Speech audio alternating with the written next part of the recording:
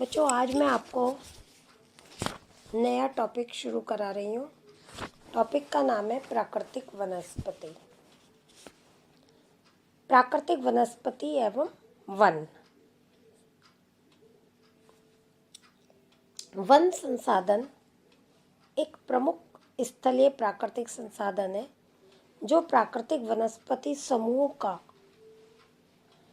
बहुत ही अभिन्न घटक है। भौतिक दशाओं में स्वतः विकसित होने वाला पादप समुदाय प्राकृतिक वनस्पति कहलाता है, जिसमें पेड़, पौधे, झाड़ियाँ तथा घास को शामिल किया जाता है। ये पादप समुदाय विभिन्न आकार व स्वरूप तथा ऊंचाई वाले होते हैं।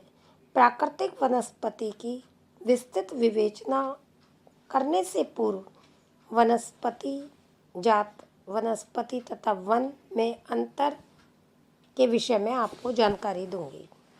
वनस्पति जात किसी भौगोलिक प्रदेश में किसी समय विशेष से संबंधित समस्त जातियों के पेड़, पौधे तथा झाड़ियाँ वनस्पति जात कहलाती हैं। इन्हें जाति विशेष के आधार पर एक वर्ग में सूचीबद्ध किया जा सकता है। वनस्पति पेड़ पौधों की जाति विशेष जैसे वृक्ष, छोटे पौधे, झाड़ियाँ, घास, सूक्ष्म कार्क, लाइकेन का विशिष्ट समूह वनस्पति कहलाता है, जो किसी भौगोलिक परिवेश में एक दूसरे के साथ साहचर्य से रहते हैं। अब आता है वन, फॉरेस्ट। वृक्षों एवं झाड़ियों से आवृत बड़े भूभाग को वन कहते हैं।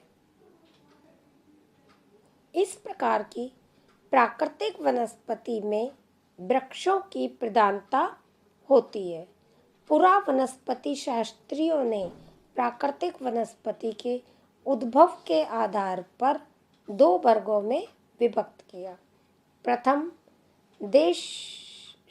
देशज या स्थानिक, दूसरा विदेशक, जिसे अनेक विद्वानों ने बोरियल भी कहा।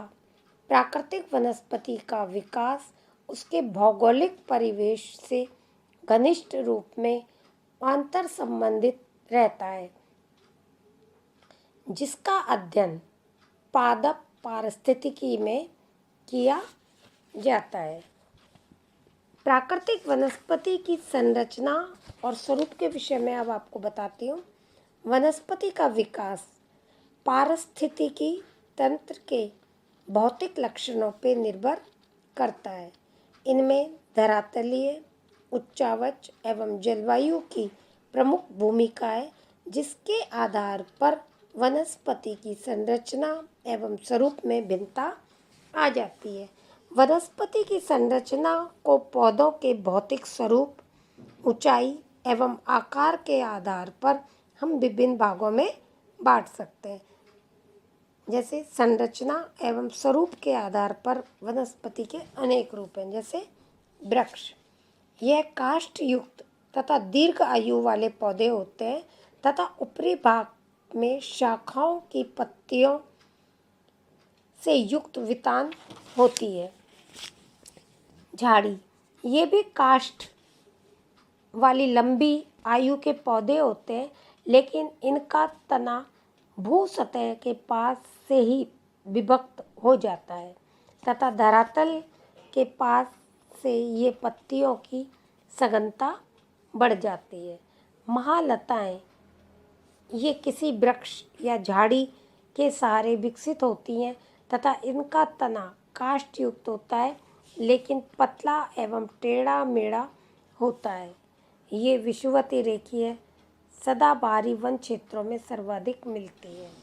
तीसरा आता है, जो भी है तीसरा चौथा, ये लताएं, ये दूसरे पौधों पर विकसित होती हैं, लेकिन अनेक बार ये स्वतंत्र रूप से धरातल पर भी विकसित हो जाती हैं। ये कठलता में छोटी होती हैं तथा विषुवत रेखीय सदाबहारी वनों में सर्वाधिक पाई जाती हैं। तृण, ये काष्ठविहीन कोमल एवं छोटे पौधे होते हैं जो विविध रूपी पत्तियों वाले होते हैं। ये एक वृक्षीय पादप है, लेकिन कुछ दीर्घायु भी होते हैं। इसके बाद आता है घास। घास भी तृण सदृश है। अंतर केवल इतना है कि इसकी तृण की पत्तियां चौड़ी होती हैं, जबकि घास की पत्तियां पतली होती हैं। इनकी ऊंचाई झाड़ियों की तुलना में कम होती है। अब आता है लाइकेन। भू सतह के समीप पाए जाने वाली काष्ठविहीन शैवाल एवं कवक को लाइकेन कहते हैं, जिनकी पत्तियां नहीं होती हैं। ये प्रदूषण के प्रति अत्यंत संवेदनशील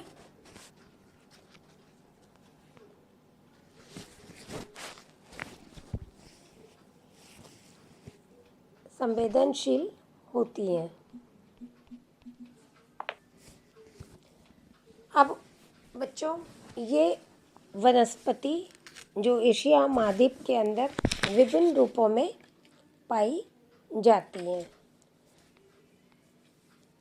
अब आता है आपका प्राकृतिक वनस्पति पर किन किन कारकों का प्रभाव पड़ता है।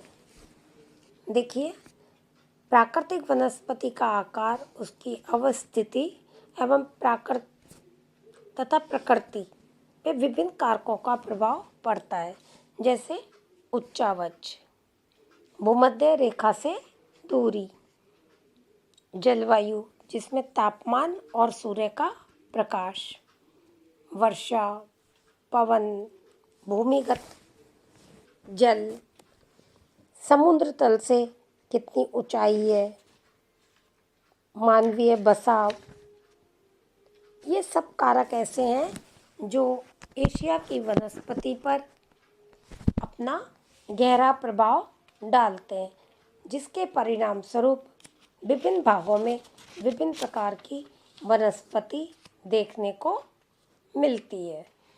तो बच्चों, मैं अब हर एक पॉइंट का कल आपको विस्तृत रूप में बताऊंगी। धन्यवाद।